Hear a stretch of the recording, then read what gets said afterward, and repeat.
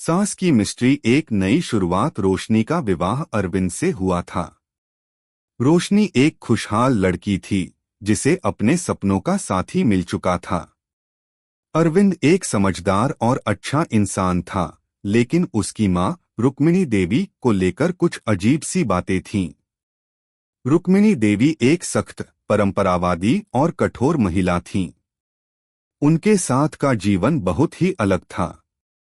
उनकी आंखों में एक तरह की रहस्यमयी चमक थी जो हमेशा किसी गहरे राज की ओर इशारा करती थी। अगर आप अपनी मां से प्यार करते हो और उनको हमेशा खुश देखना चाहते हो तो चैनल को सब्सक्राइब करो, लाइक करो, हर हर महादेव कमेंट करो। बहुत ही जल्द आपको खुशखबरी मिलेगी। प्लीज वीडियो को लास्ट तक जरूर देखें। अब आगे सुने। रोशनी का दिल चाहता था कि वह अपनी सास से अच्छे संबंध बनाए, लेकिन रुक्मिणी देवी की शख्सियत को लेकर उसके मन में कई सवाल थे। घर के बाकी सदस्य भी रुक्मिणी देवी के बारे में खुलकर बात नहीं करते थे। एक दिन जब रोशनी अपनी सास से बातचीत कर रही थी तो रुक्मिणी देवी ने कहा, तुम नहीं हो यहाँ बेटा। यह घर और यहाँ के नियम तुम्हारे लिए नए हैं। सब्र रखो, समय के साथ सब कुछ आसान हो जाएगा। रोशनी ने सिर झुका लिया, लेकिन उसे लगा जैसे रुक्मिणी देवी ने कुछ छिपाया हो। उसकी बातों में कुछ ऐसा था जो सहज नहीं था। असामान्य घटनाएं। पहले कुछ हफ्ते सब कुछ सामान्य था, लेकिन धीरे धीरे अजीब घटनाएं होने लगीं। एक दिन जब रोशनी रुक्मिणी देवी के कमरे की सफाई कर रही थी, उसने एक पुरानी किताब पाई। वह किताब काफी धूल से भरी हुई थी और उसके पन्ने बहुत ही पुराने थे। रोशनी ने उस किताब को खोला और देखा कि उसमें कुछ रहस्यमय चित्र थे और कई अजीब सी बातें लिखी हुई थीं। वह किताब एक पुराने तंत्र मंत्र से संबंधित लग रही थी। रोशनी ने इसे बंद कर दिया और सोचा, यह किताब तो कहीं से ठीक नहीं लग रही, लेकिन उसके मन में एक जिज्ञासा पैदा हो गई थी कि आखिर यह किताब यहाँ क्यों रखी गई है। एक और घटना उस दिन घटी जब रुक्मिणी देवी अचानक रोशनी के पास आई और उसने कहा, तुमने मेरी किताब देखी है न? रोशनी थोड़ी घबराई, लेकिन उसने सच्चाई छिपाई और कहा, नहीं मम्मी जी, मैं तो बस सफाई कर रही थी। रुक्मिणी देवी की आंखों में एक अजीब सी चमक आई और उसने कहा, तुम्हें उस किताब के बारे में जानने की कोई जरूरत नहीं है।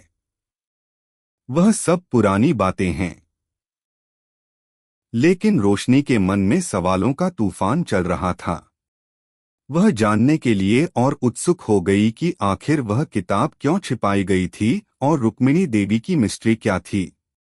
एक संयोग रोशनी की जिज्ञासा और बढ़ गई जब एक दिन उसने अपनी सास को बगल वाले कमरे में अकेला देखा।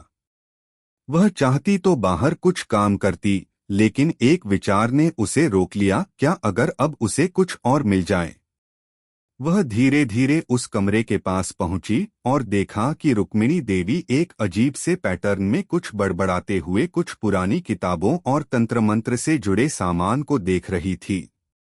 रोशनी की धड़कन तेज हो गई और उसने उसी क्षण तय कर लिया कि अब उसे रुक्मिणी देवी के बारे में कुछ पता लगाना ही होगा। रोशनी ने धीरे धीरे वह पैटर्न और किताबें छिपाकर अपने कमरे में ले आई। उसने उन किताबों को पलटा और उसी पुराने तंत्र मंत्र से संबंधित पंक्तियां पढ़ी।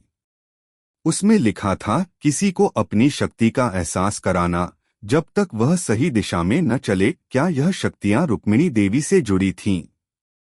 सास की छुपी हुई सच्चाई। अगले कुछ दिनों में रोशनी ने अपने मन में एक और विचार किया। वह सोचने लगी कि क्या रुक्मिणी देवी ने कोई काला जादू किया था या वह किसी विशेष शक्ति के बारे में कुछ जानती थी। एक दिन उसने अरविंद से इस बारे में बात करने की कोशिश की, लेकिन अरविंद ने साफ कह दिया, माँ ने कभी कुछ गलत नहीं किया है रोशनी। वह बस एक सख्त महिला है। तुम सोच रही हो कि कुछ गड़बड़ है, लेकिन ऐसा कुछ नहीं है।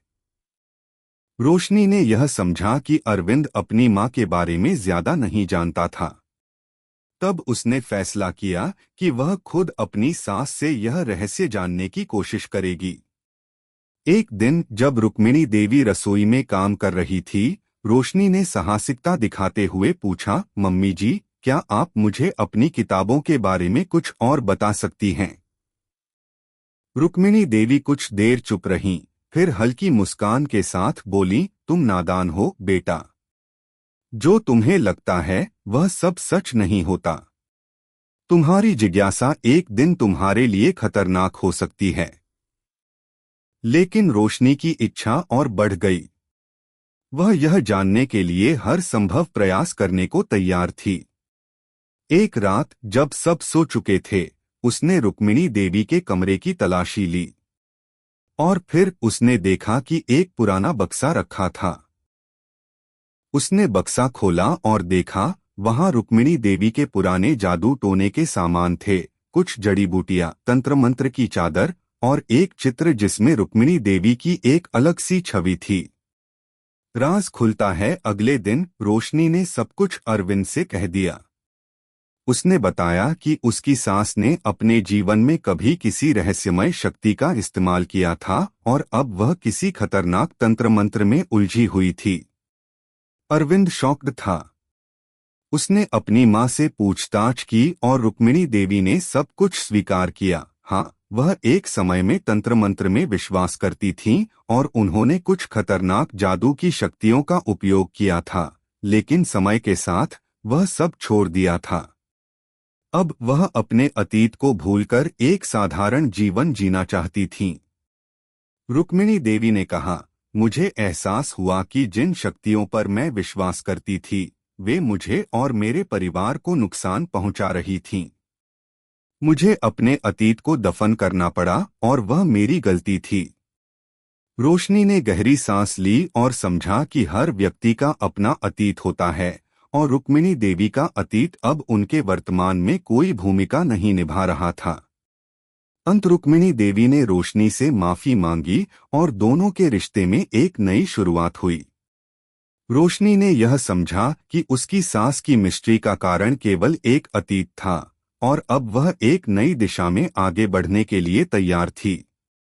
यह कहानी यही सिखाती है कि हर व्यक्ति के पास कोई न कोई राज होता है, लेकिन समय के साथ हम अपनी गलतियों से सीखते हैं और एक नई शुरुआत करते हैं। कैसी लगी आपको कहानी? प्लीज कमेंट करो, लाइक करो, सब्सक्राइब करो। धन्यवाद।